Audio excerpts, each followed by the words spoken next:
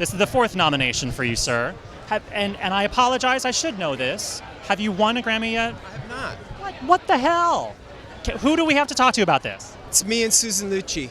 Oh wait, she's Emmys. Same idea. That's cool. What was it lucky number 18 or 19 for her? It's cool.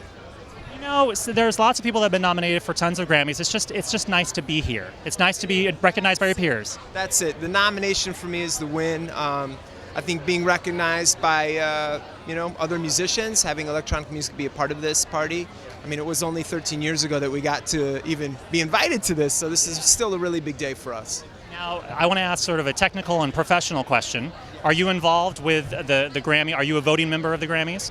Yes, I have been for many years. Now, are you part of the electronic and dance screening committees that happen? That all the high-level muckety-mucks that are involved? Are we allowed to talk about that? Maybe you're not. I don't know. I don't know. I was just going to say because the dance categories have changed so much in the past 13 years. Because it used to be very pop-oriented artists like Madonna, Rihanna, and then Gloria Estefan, and now you have sort of more core electronic and dance acts, and it seems like there's been a shift in the category, which is kind of great, I think, for a lot of dance artists. Which is cool. I think it's not necessary for us to kind of latch onto pop music to have our own credibility. Although pop music's great, there's a really rich history and a lot of great music being made in the underground right now. So it's cool that a lot of guys are getting the recognition that they deserve. I mean, all these guys that kind of went unnoticed for many years, kind of changing the landscape of music, in the underground. It's cool that we're having our moment on the surface now.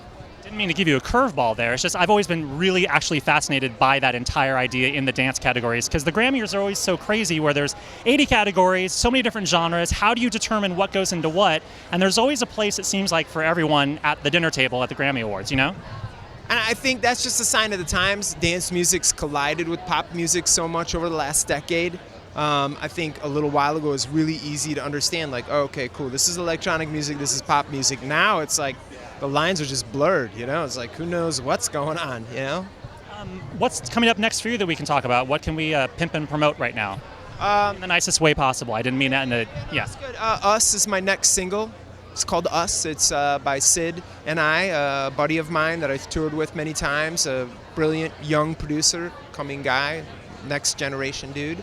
I don't know. Excited to see it come out. It was on the album. It's finally getting its moment as a single, which people have been shouting and screaming for a long time. So, are you always on the road? Are you always like doing live shows? Do you get much rest at all? Because it seems like you're constantly out there.